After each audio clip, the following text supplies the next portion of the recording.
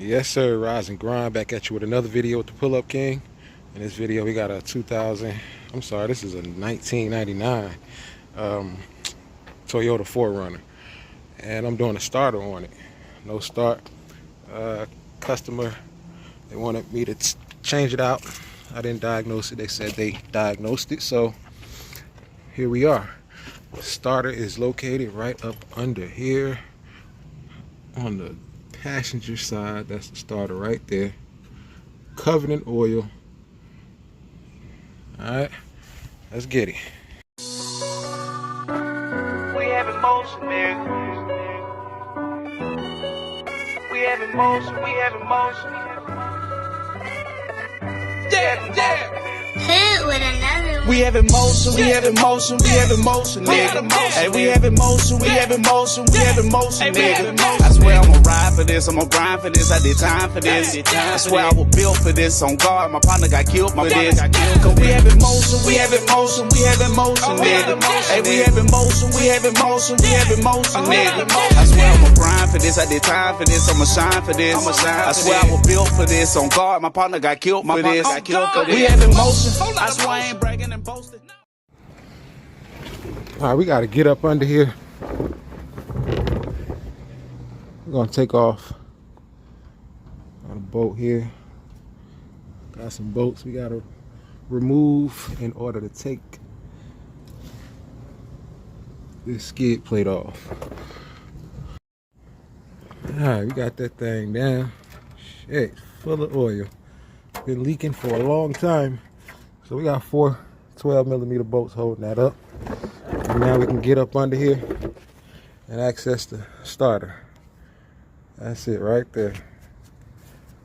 I'm gonna go ahead and spray it down with some brake cleaner and go to work. You gotta remove the negative terminal on your battery.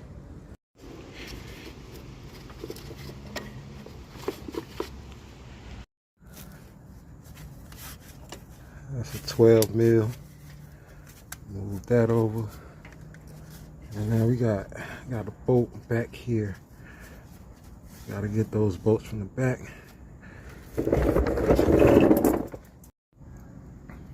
Now, let me show you what I did. Okay, so we got this bracket that sits up here and mounts up here like that. And we got 2 bolts right here, 14 mil, and that one right there. It's 3 bolts holding that in. All right, and now we got room to reach that bolt. You can see it right there. So you gotta hit that, remove it. All right, let me show you this. So we got this bolt here. Now these bolts damn near look the same because they covered in so much oil, but that's it right there.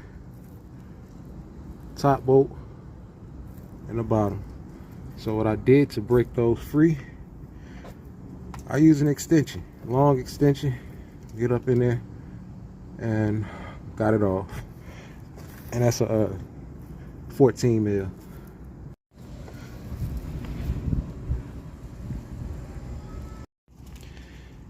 Alright, that's it, man. Make sure you get that connector. You can do that before you even get it out. I just forgot to pull it off. This job messy as hell. That's what I hate about oil leaks. It's not a fun job. Slippery bolts. I mean, everything slips off the bolts. I don't even want to touch this thing right now. Let me wipe my hands off.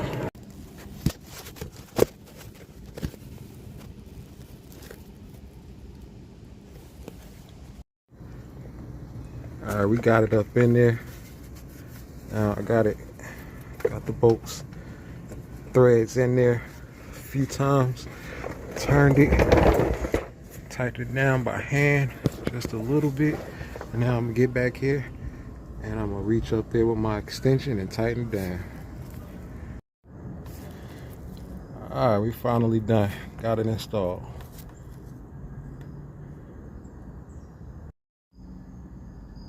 Alright, skid plate back up. Alright, so like I mentioned, I did not diagnose this vehicle. It has no power to the ignition. When I turn the key forward, I don't hear anything. So yeah, can't show y'all the startup, but the starter is replaced like they want it, and we're gonna go from there. Until next time, the Pull Up King.